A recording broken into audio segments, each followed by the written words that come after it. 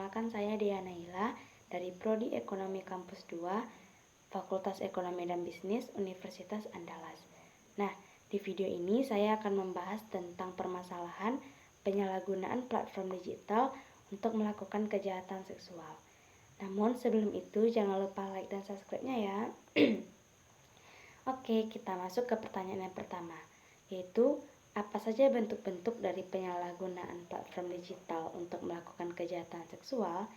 Seperti yang kita ketahui, di zaman yang sekarang ini sudah banyak perubahan yang terjadi, khususnya di bidang komunikasi dan budaya.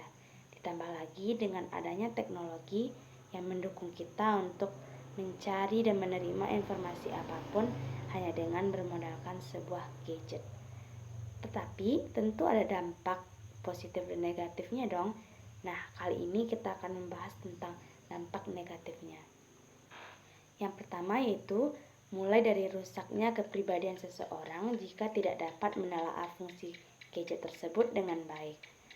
Nah, sekarang pun platform digital atau yang sering kita sebut sebagai sosial media telah dijadikan media untuk melakukan kejahatan seksual, khususnya kepada kaum perempuan.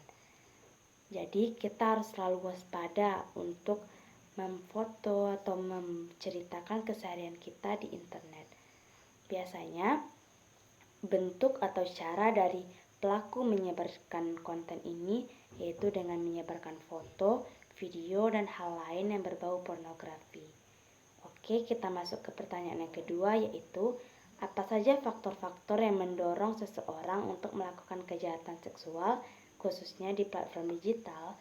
Nah, biasanya faktor utama dari kasus ini muncul dari hasrat atau nafsu pelaku sendiri.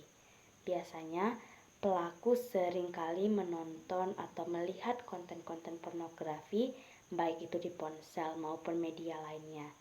Hal ini mendorong pelaku untuk ingin melakukan hal keji tersebut kepada orang lain. Tetapi kadang mungkin pelaku tidak bisa melakukan hal tersebut kepada orang-orang terdekatnya. Maka dari itu pelaku pun beralih dengan platform digital untuk melampiaskan hasratnya. Biasanya pelaku mencari-cari korban dari orang terdekat ataupun orang asing. Nah, dan pertanyaan yang terakhir yaitu apa saja hal yang dapat kita lakukan untuk menghindari kasus-kasus dari kejahatan seksual di platform digital? Nah, biasanya mulai dari hal yang terkecil, yaitu kita harus membatasi pertemanan kita baik itu di internet ataupun di dunia nyata, karena kita tidak tahu siapa saja yang dapat menjadi pelaku dari kasus pelecehan seksual tersebut. Yang kedua, kita bisa memprivat akun sosial media kita di internet. Hal ini dapat mencegah kita dan akun kita terjajah oleh orang lain.